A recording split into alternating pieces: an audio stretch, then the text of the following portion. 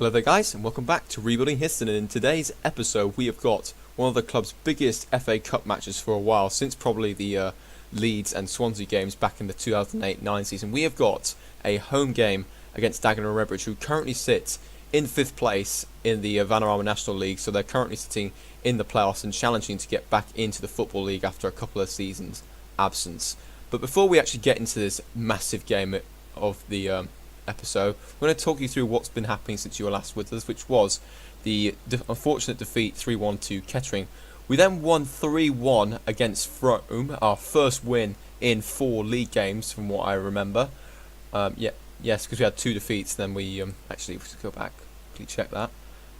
Oxley 1, 2, 3. Yeah, first league win in 4 games with a fantastic 3-1 win over Frome. We weren't able to score in the first half, and we only managed to get 3 shots on target, but they all counted, as Steve Reeves scored 2, Mason Bloomfield with 1, and Howard Neighbour adding a consolation for Frome in a game which I targeted to win, and we did just that. We then unfortunately got back to losing ways away at Dunstable, and this was another game that I targeted us to win, and unfortunately we just weren't at the races. They, again, are not a really competitive game in terms of the number of chances between the teams. 6 shots for Dunstable, 7 for us. They had 2 on target, but one of those ended up going into the back of the net with Danny Holland scoring the goal. Again, this is just a really disappointing result overall, as you can see from the ratings right now. The only player who had a shocker was Patrick Bexfield, which we didn't actually take off in the end for some reason. I don't know why I didn't take him off. I think it was because I was trying to go for an attacking options. Carilla didn't really have the greatest of games either, and he's been playing pretty well over the course of the season so far, so I guess this is just one of those things where the strikers weren't firing as well. So that was a bit of a disappointing result. However, we then won 2-1 against Bishop Auckland in the FA Cup second qualifying round, so we surpassed the objective that we were supposed to achieve, which was to get to this particular stage of the competition with a 2-1 win. Ryan Williams scored the opening goal, but Scott McCarthy equalising for Bishop Auckland, then Marshall Kutung scoring in the 84th minute, ensuring that we progressed into the next round of the Cup and into the third qualifying round, which was the stage we got to last season. We then followed that up with a win in the league against Cinderford, 3-1, a 3-1 victory like we did against Frome. Callum Frew with I think that was a free kick from what I recall. Ryan Williams then made it 2-0, and Reed made it 3, with Carlos Moreira adding a consolation goal for Cinderford. As you can see, based off the stats, we kind of dominated in terms of the possession and also shots and on target. So, in my opinion, deserved win out of that, and it was a fantastic away win, and that gave us the confidence actually to get a pretty massive win away at Merthyr Town, who were fighting for the playoffs at the moment. As you can see, they did take the lead through Kel Akporbire. I think that's how you pronounce it. But then we equalised through a Declan Poole own goal, which, to be honest, we kind of needed to, because we didn't start the game off very well. Then Akporbire, don't know how to pronounce this. I'm going to call him Kel. Kel added his second goal of the game to make it 2-1. But then Ryan Williams equalising after 51 minutes. It looked as if the game was going to be headed on for a draw, but Kevin Carrillo, with just about 2 minutes of normal time remaining, puts in the ball in the back of the net. I don't understand why he was so far forward at that particular point, but I'll take it, and it was just a massive 3 points in the end. It was a really competitive game, as you can see from the stats. Yes, we slightly edged it with the 2 more shots on target. We had a lot of fouls though, which was a little bit annoying. I think I probably put on get stuck in for this particular tactic for this particular game, and that kind of backfires. As you can see, quite a lot of yellow cards ensued from that, but we got the important win, and that moved us up the table, which was fantastic.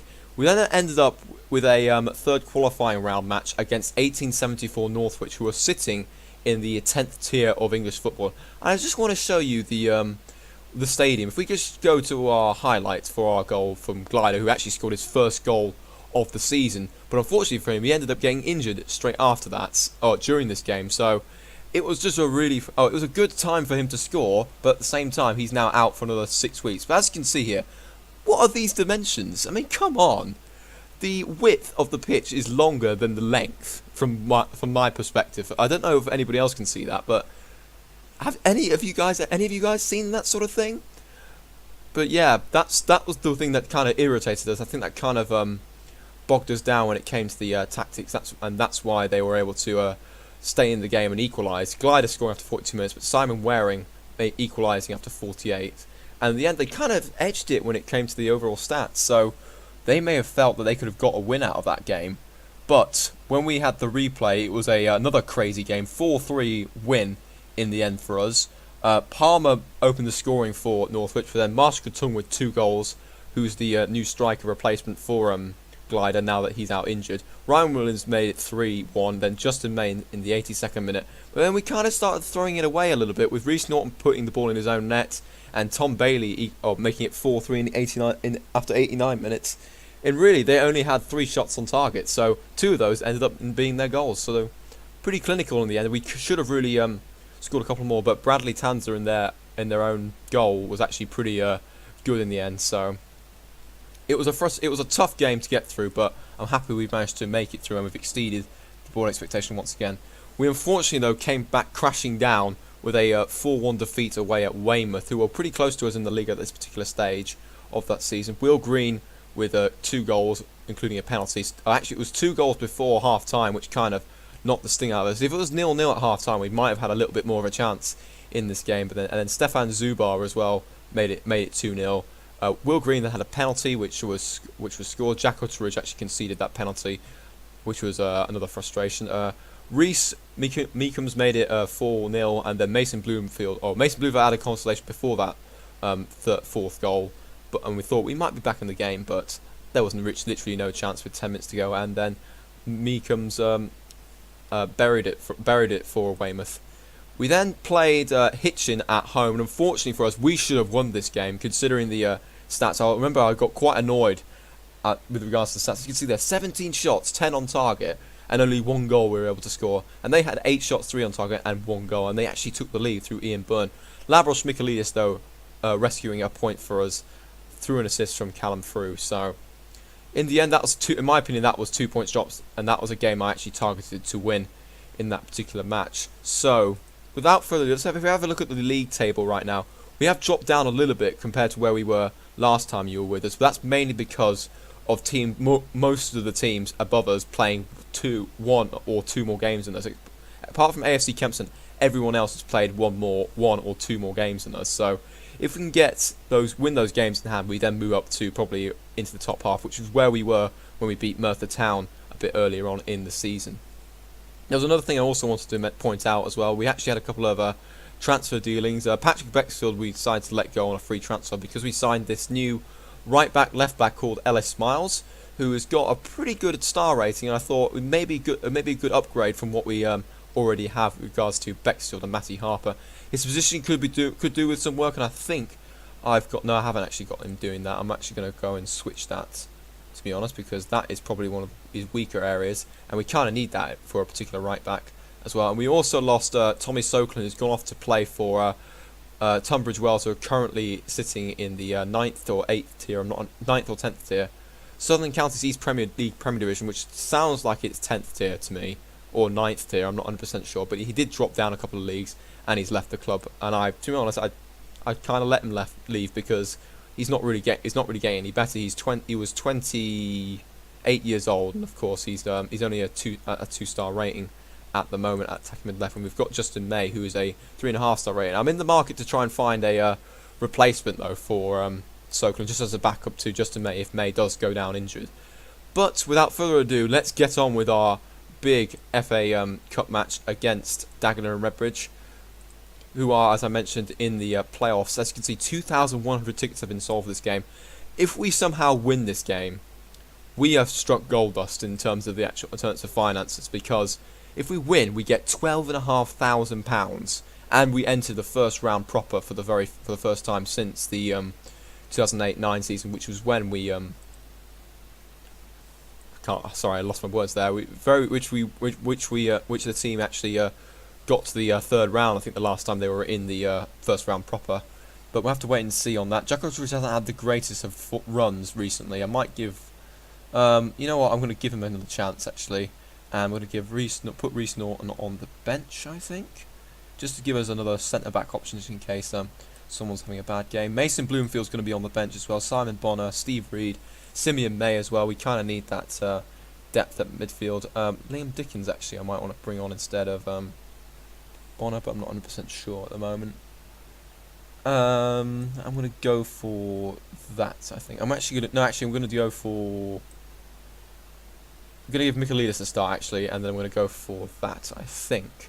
So we're going to go for Reece Bills in goal, Osifua at right back with Harding and Utteridge at centre back, Carrillo at left back, Davidson and Callum Frew in that ball in midfield and deep line playmaker role. Let's hopefully see Callum Frew in action against a professional football club. That will be very interesting to see if he will spark any interest from the higher divisions with Justin May and Michaelidis on the left and right midfield roles, with Marshall Kutung and Ryan Williams up front. I may end up changing it to a 4-5-1 depending on what happens if we end up getting an injury, but we'll have to wait and see on this. I'm going to go for this formation, and fingers crossed, if we somehow get through this, I will be absolutely delighted.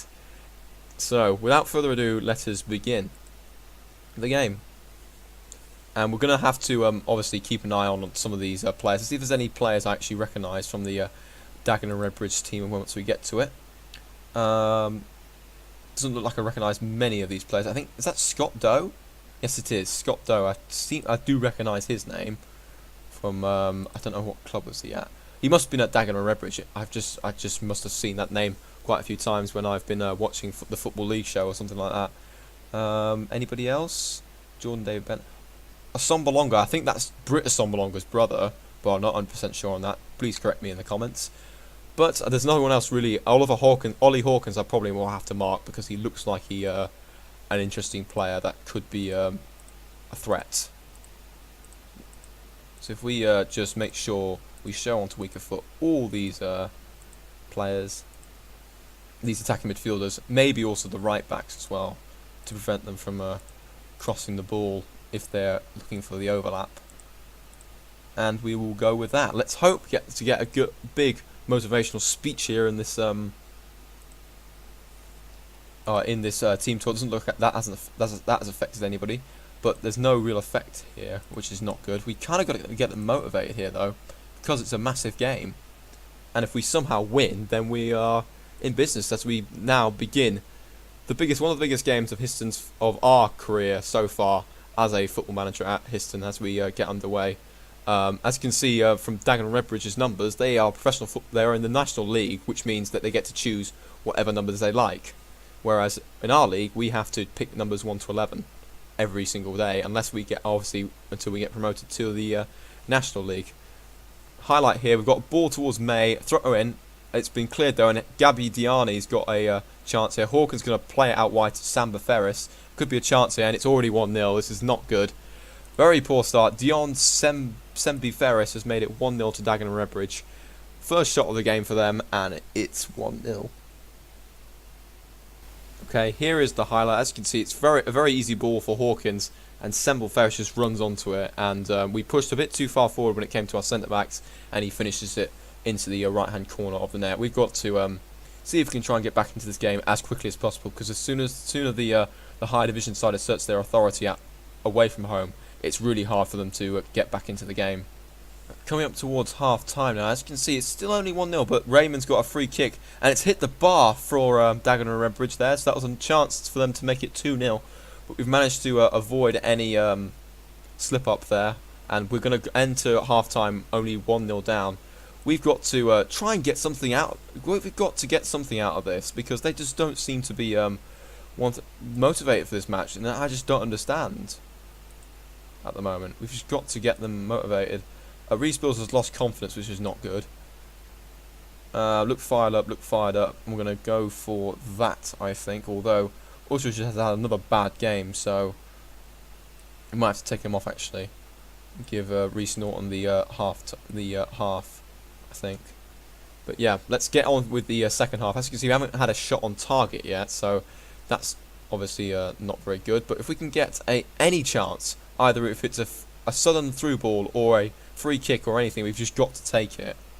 It's time to make another substitution, I think, because it looks like we're not really creating anything at the moment. Just have to wait, look. Stephen Reed can come on actually for Justin May. We're going to switch Michaelidis to the right and bring on Stephen Reed and see if that makes a difference.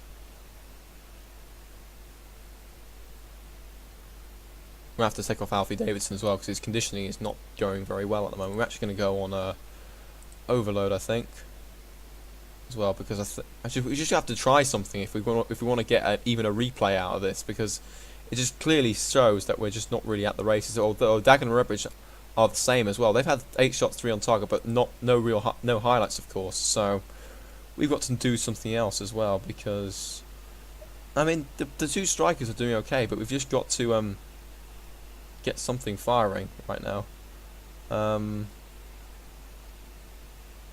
Let's think. Davidson off, Simeon May on, I think, and we'll go for that because we need to get Davidson is struggling in terms of fitness, and then we're going to go for pause, and we're going to go for instructions. Pump the ball into box now because we need to get ourselves back into this. Just try everything now with the last 15 minutes. Roll the dice and see what actually happens. Highlight for Dagenham and Redbridge. Here's Boucard, up to a Sombalonga, who might take a shot, but it's cleared away. Here's Reed. Clears it out towards Marshall Katung, but Raymond's there to mop up. And here it is Cousins, back to the goalkeeper Cousins. Going to win the header. No, unfortunately, we don't win the header. Osifua's won it back, though. Here's a Sombalonga again for Dagenham and Redbridge. Robinson to Samble Ferris, the goal scorer. Robinson, Boucard. Sombalonga is through, and it was a good chance for Dagenham and Redbridge to seal the tie there. That's their 3rd clear-cut chance of the game right there. And with 5 minutes to remain, it looks like it's going to end 1-0 here. As you can see, we've, again, only one shot on target now. That's a lot better than what we had in the first half, but it just looks like we're not going to get any highlights today. As we come to the end of the game, there it is, 1-0 defeat. It's disappointing, but I just think we were outclassed today and we weren't at the races. So we've just got to, we're now out of the cup now, so we've just got to focus on the league. Simple as that. And now that we're out of the FA Cup, it means we'll be able to catch up on the league itself. But as you can see, we've actually got a Southern League Cup match coming up next, away at AFC Dunstable, then an away game at Redditch, which I will target as a must-win game because they are sitting in the relegation zone. Okay, in terms of the actual league game I want to do next, I'm actually going to go for this Hereford FC match because of the fact that it's Hereford. I thought maybe there will be probably a couple more games that might get rescheduled here and there. Yes, there will only be 1, 2, 3, 4, 5, 6 games between that and the next episode, but because it's Hereford, I kind of want to do that game just to have a home match, have another home league match, because we haven't had one so far. I think we haven't had one since the home game against Banbury, and I kind of want to go up against Hereford for the first time in this save. So if you guys, that's the end of the episode today. Unfortunately, we weren't able to get the cup set that we wanted, but we got a lot of money out of the actual game itself. So we're now over. I think we're now into 6 figures when it comes to the actual bank balance. So we might be able to spend some money on actually upgrading some training facilities or youth facilities. We'll have to wait and see on that. But without further ado, that's the end of the episode. If you guys enjoy the episode despite the results, please leave a like. Also subscribe if you want to see more of this. And I will see you guys for the next episode. Oh, also like, comment, subscribe, and also comment if you've got any things I could do to improve the overall series and anything you guys want me to show you. But without further ado, this is the end of the episode, and I'll see you guys for the next time, which will be a game in one of the first games in November, a home match against Hereford. So until then, see you later.